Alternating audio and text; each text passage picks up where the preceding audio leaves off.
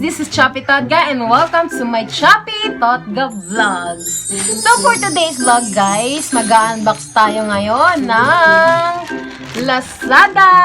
So yan guys, mag-unbox tayo ng Derma Sanction for Vacuum Blackhead Remover. It's a mild sanction, extract the oil and dead skin out of the pore.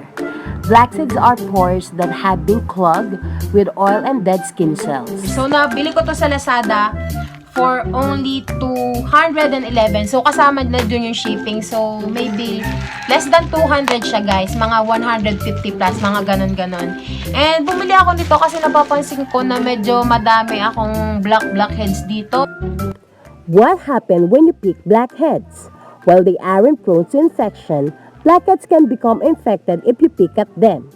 Picking blackhead can break down the wall surrounding the affected pore, allowing bacteria to enter. Hindi lang siya blackhead, parang white ba? Tsaka yung parang mga dry skin. So, nag-try akong bumili nito and nakita ko na napakamura niya. So, itatry natin. So, try natin siyang gamitin and at the same time, i-unbox ko siya. So, samahan niyo ako guys. Without further ado, let's start unboxing! Yeah!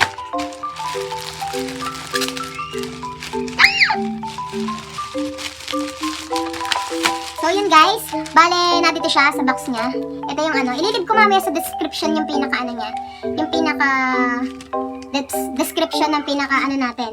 Blackhead detector. So yun guys, diba? Ang ganda, well packaging. Well packaging yung pagkaka-package sa kanya. And hindi talaga siya masisira kahit ibagsak-bagsak ni Lazada, diba? Kasi maganda, may bubble pop.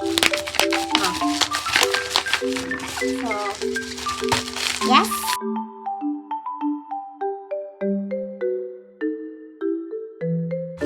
Ito siya guys. Ito yung kanyang packaging. Yan, packaging niya. Blackhead detector. Blackhead. Ito siya guys. Ayan. Wow. So ito siya guys. Ayan. Ang ganda niya, diba? Parang mamahalin siya guys. Pagtagin natin. Tsaka may plastic siya, hindi siya magagasgas pag nasa box. And then yan, ito siya. Wow, ang ganda naman. And then ito siya, Hindi ko alam kung paano tagtagin. Okay. Yan. Ito yung pinaka, niya, sanction niya. Then meron pa siyang, meron pa siyang foam dun sa loob. So, ito siya guys. Ito yung itsura niya. And then, ito yung pinaka-middle niya, So, ito siguro yung magsasanction. Ito yung hihigop dun sa mga maiitim yung naiwan sa ilong. So, ito na yung niya, pinaka-cup niya. So, ilalagay nyo lang to dito. Ilalagay nyo to dito. Yan, ititwist nyo siya ng konti. Ititwist nyo siya konti hanggang sa pumasok. Ayan, hanggang sa magsakto. Ayan. So, ayun. And then, meron pa siyang mga kasama na meron pa siyang mga different sizes. May mga kasama siyang sizes, different shapes. Ito siguro pag yung sobrang laki na ng butas, mga pang pizza. Charot. and then, ito naman siguro, diba? Meron siyang different sizes. Merong maliit, merong malaki. Ayan. Pang dito siya, pang dito. Siguro pang mga ganito naman, yung malalaking sanction, siguro yung mga halimbawa, malalaki yung hole, siguro mahihigop niya. And then, ito, basahin natin kung meron siyang description at paraan kung paano siya gamitin. Reminder, be sure to read the instruction carefully and keep them properly before using them. Before using, please transfer it to the face after skilled operation on the back of your hand. Otherwise, it's easy to injure because of the excessive sanction of the product. Number 3. During the use, please remove and use it. Never stay at the same place for more than 3 seconds. Otherwise, there will be red-purple redness and swelling phenomenon in the use site, which is a normal reaction and automatically recover in few days. So guys, di ba nakikita natin yung mga ibang nagamit ng sanction. Ang dami pula-pula dito. Kasi dapat daw, hindi daw siya nag-i-stay for 3 seconds dito. Kumbaga mabilis lang siya. Ganon lang siya guys. Kasi maglilibdil daw siya ng ang pinaka-red spot dito or purple spot. Which is, talagang nangyayari yon. Pero nawawala naman daw yun, kaya wag kayong mag-alala. And then number 4, it recommend to use this product for cleaning after mixing with blackhead extract or hot compress with warm water where cleanliness is required. So, hindi kayo gagamit ito guys pag halimbawa ay madumi pa yung mukha nyo. Siyempre, kailangan linisin nyo muna yung mukha nyo guys. And best option yung lagyan nyo siya ng hot compress. Kumbaga, kukuha kayo ng cotton and then idadampi mo dito sa ilong mo, and then halimbawa, medyo ano na siya, warm na siya, mas maganda kasi open na yung pores. Yung halimbawa, pag nilalagay mo siya ng mainit dito, ng damp water, like warm damp water, ilalagay mo siya dito, in damp cloth, and then mag-o-open yung pores mo, so pwede mo na siyang gamitin. Ganon. Huwag mo siyang i-stay for 3 seconds or more than 3 seconds because maglilib siya dito ng red. And mukha siyang pimple. So, yan guys. And then, product introduction. So, ito yung kanyang probe. Ito yung probe niya. Ito yung tinatawag na probe. May kasama siyang 3 probes. And different sizes siya. Depende siguro sa laki ng butas or sa paglalagyan nito or sa part ng muka.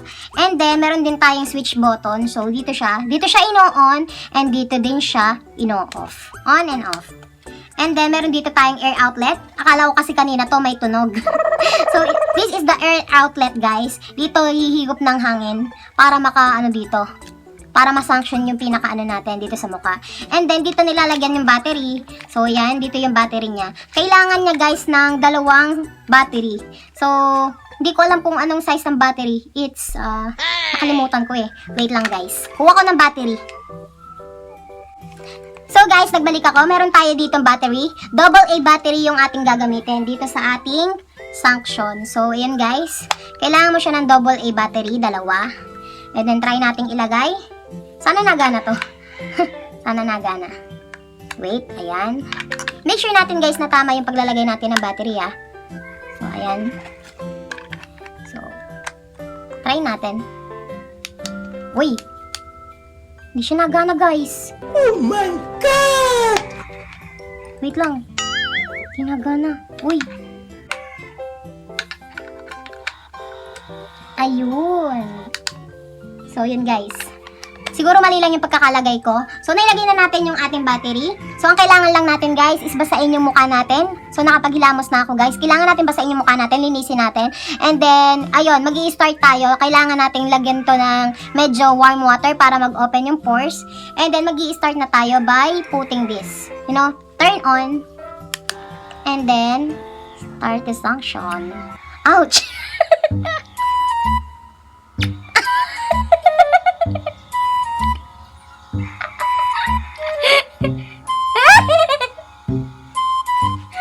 Wait guys.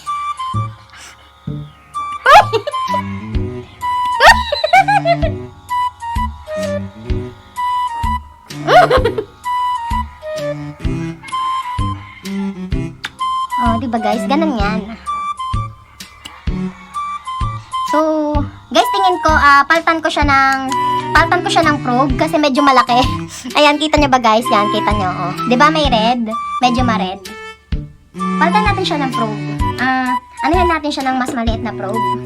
Probe number 1, yung mas maliit lang. So, hanap tayo ng mirror. Wait, hanap tayo ng mirror kasi wala akong mirror dito. So, ayan.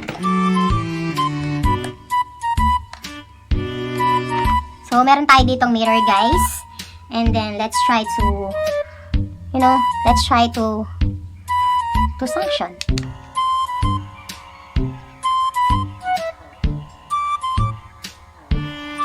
Wait. Parang hindi siya masyadong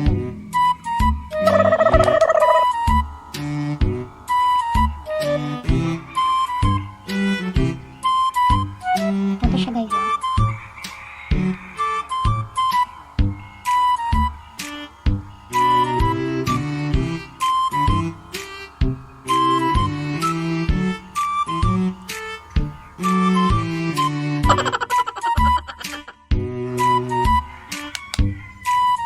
Guys, parang mas gusto ko yung maliit kanina. Wait. Baka kailangan niya ng kailangan niya siguro ng konti pang, so ayan.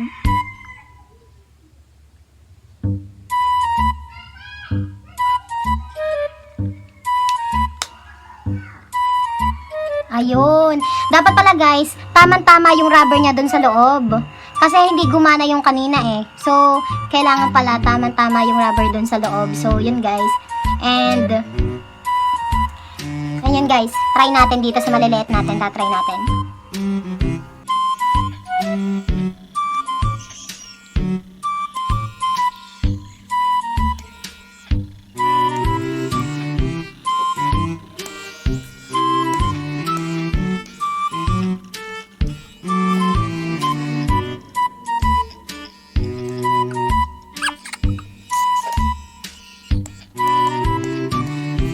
Guys, turn off natin, then pagtan uli natin siya ng probe. So, punta naman tayo sa probe number 2. So, maganda to guys, mga dito siya. So, hindi lang naman guys, white hands yung kinukuha niya eh. So, siguro yung mga fats na sa ating mukha, yung mga excess oil sa ating mukha. So, I think napakaganda nito kung meron tayo na nito. Kung halimbawa ay nagpa-proper face care tayo. Are pore vacuums effective at clearing pores and blackheads? Pore vacuum certainly can be an effective tool in helping to regularly clear pore congestion. However, they're not essential component to skincare routine.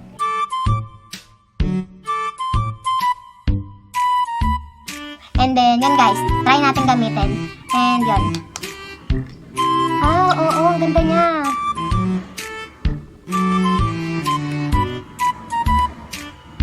Wow, ang ganda niya. In fairness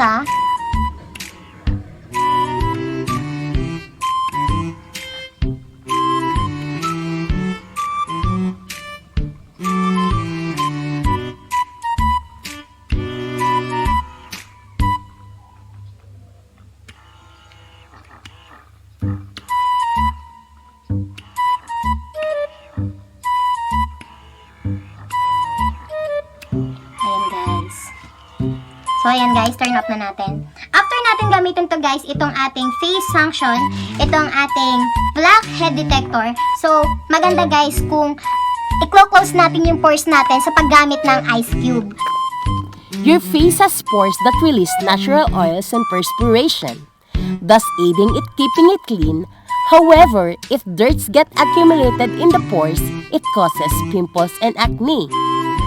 Rubbing an ice cube on your face after washing, it helps shrink the pores.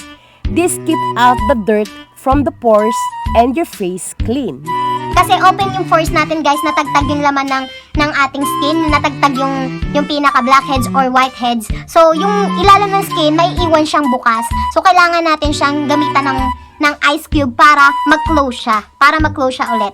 And then yun guys, wag niyo siyang gagamitin araw-araw kasi syempre iiwan niya yung mukha mo ng butas-butas.